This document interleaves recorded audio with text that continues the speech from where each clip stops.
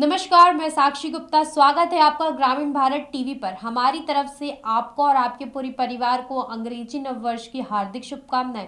हम ईश्वर से कामना करते हैं कि ये साल पिछले 2 सालों से अच्छा रहे और हम सबकी जिंदगी में खुशियां लेकर आए। पिछले 2 सालों को हम सब शायद कभी ना याद करना चाहें, क्योंकि इन बीते 2 सालों में हमने अपना बहुत कुछ खोया है। किसी ने अपने किसी नज़दीकी को कोरोना की इस भयंकर महामारी में काल के गाल में समाते हुए देखा है, तो कई खुद इस भयंकर महामारी के मुंह से खुद को बाहर निकाल कर लेकर आए हैं। इसलिए हम चाहेंगे कि नव वर्ष 2022 हमारे लिए सुख समृद्धि लेकर आए और हमारे जीवन में नया रंग भर दे, जिससे कि हम पिछले 2 सालों की कड़वाहट को भूलकर आगे बढ़ सकें। तो चलिए अब आगे बढ़ते हैं, नए साल के स्वागत की तैयारियां करते हैं और जानते हैं कि 1 जनवरी को नव वर्ष धूमधाम से मनाने की शुरुआत कैसे हुई।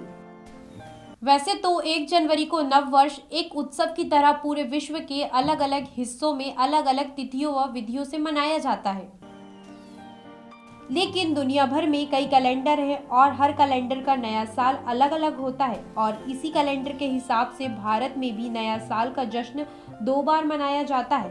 पहला जो 1 जनवरी को नव वर्ष मनाया जाता है वह है अंग्रेजी नव वर्ष, जिसका भारत में हिंदू आबादी कुछ हद तक विरोध करती है, तो वहीं कुछ लोग इसे बड़े धूमधाम से सेलिब्रेट करते हैं। एक अनुमान के अनुसार अकेले भारत में ही करीब 50 कैलेंडर हैं और इनमें से कई का नया साल अलग दिनों पर मनाया जाता है।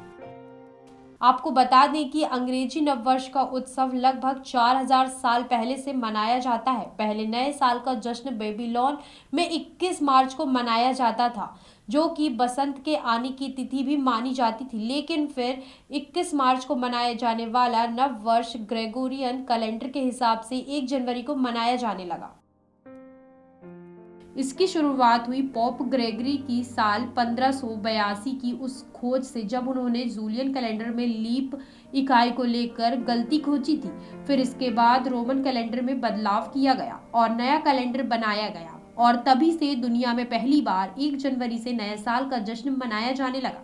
ये तो थी अंग्रेजी नववर्ष की बात। क्या आप जानते हैं कि भारत में नए साल को मनाने की अपनी एक अलग तिथि है। भारत के विभिन्न हिस्सों में नए साल का जश्न अलग अलग तिथियों को मनाया जाता है, लेकिन एक तरह से देखा जाए तो भारत में रहने वाले एक बहुसंख्यक तबके के द्वारा नव वर्ष अपने कैलेंडर के हिसाब से गुड़ी पड़वा को भी मनाया जाता है, जो मुख्यतः मार्च और अप्रैल के महीने में आता है। खैर, जो भी हो, हम सबको स्वतंत्रता का अधिकार है और जो जब चाहे अपना त्योहार मना सकता है। तो चलिए आप भी अपना नया साल बड़े धूमधाम से मनाएं। बस अपना और अपनों का कोरोना की इस महामारी से बचाव करें और कुछ जरूरी नियमों का पालन करें। धन्यवाद। खबरों में बने रहने के लिए ग्रामीण भारत टीवी को सब्सक्राइब कीजिए और बेल आइकॉन दबाना ना भूलें।